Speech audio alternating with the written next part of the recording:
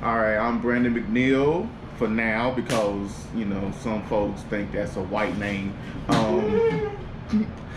I've been doing comedy for 3 years. What's the best night of your comedy career?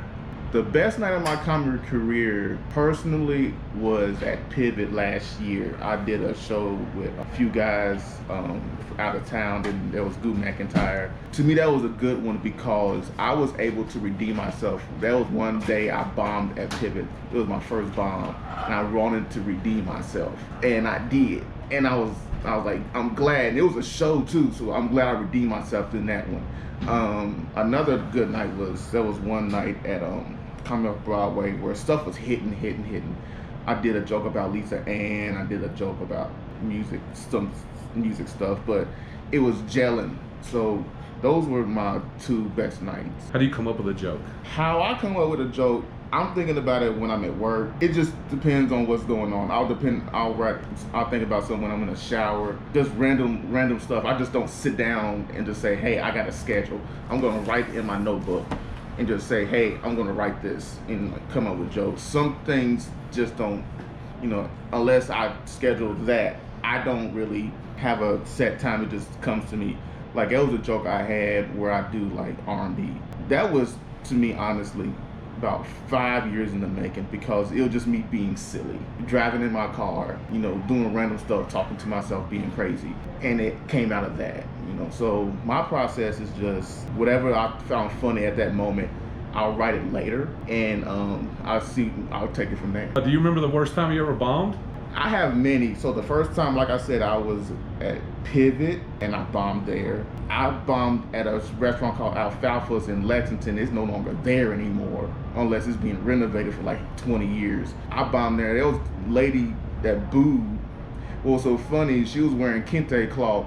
And the funny thing about that is none of us as black people wear kente cloths every day. Like, I don't see nobody in construction wearing kente cloth working a jackhammer or something like that. It was just weird. It was special. It was, I guess, I forgot what day it was. It was around Father's Day, I guess. I bombed hard there. I also bombed, I was at a Christian conference, and during an open mic, I decided to do comedy. And I wouldn't say I bombed, it's just that the audience was like, pro this, pro that, I'm this, I'm that, I'm strong, and all this stuff. I'm just doing comedy, I'm acting silly. Everybody was doing poetry, dance, and singing. I was like, I'm gonna tell some jokes, see what happens. But thing is, it's Christian folks, so I didn't know what to say. I wasn't gonna talk about vaginas that day. Maybe I would, but it would be weird, parting the sea. That's what I would call, What's it feel like to bomb?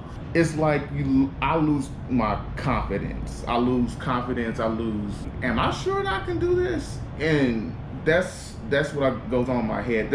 Or better yet, there was a joke that I would do. For example, I did a joke about Lisa Ann. It hit one place, like at Coming Up Broadway. I did the same joke somewhere else. It did not hit. And it was weird because I was like, I know this one is good. I can say it word for word. But when it doesn't hit, I'm like, really? And then I feel like sometimes when I bomb, to me, it's sometimes the audience, because sometimes the audience is not paying it, showing you any love. That happened a few times. But as far as bombing, I realized it's a way of life. It's gonna happen. What's gonna happen is gonna happen, and I gotta take it for what it is, and just move on. Do my set. Maybe that audience ain't feeling it. I've seen it happen. There have been some people I know who are funny, and the audience wasn't feeling them. I'm like, they're good. I don't know what's wrong with them. That's the same with me. Sometimes I'm like, I know I can do better, but sometimes the audience may be looking for something else. I'm like, I'm not Kevin Hart light. Right. I'm 5'7". I don't know how tall Kevin Hart is. You look for Kevin Hart, go watch his specials and stuff like that. You look for Steve Harvey, I can't grow a mustache like he is. So I'm, it's like, if you're looking for Bernie Mac, I'm not dark as him. I'm doing me. So yeah, I learned, it's a way of life. Let me, continue to practice, get better and try again. What's 5 quick pieces of advice you'd give a brand new comedian getting into it to set them up for success? Don't lock your knees, because if you do, you're gonna faint. As for any performer, so number 1, do not lock your knees.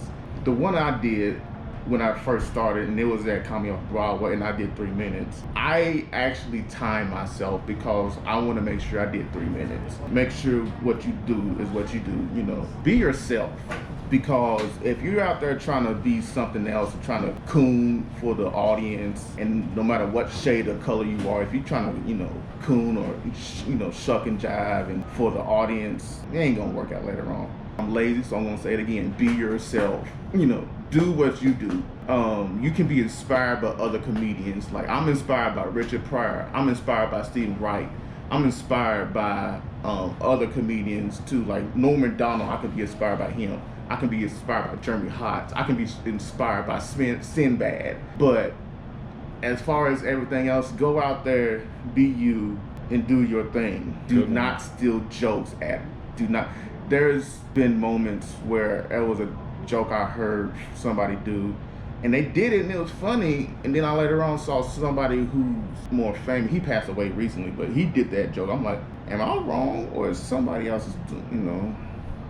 It's gonna catch up with you, because it's like, okay, we know that this is somebody else's joke. And I got in trouble for plagiarism. It wasn't even comedy. It was like I was in an English class. Lady called me to her office, asked me about something. I was like, okay, and it was just that I didn't cite it right.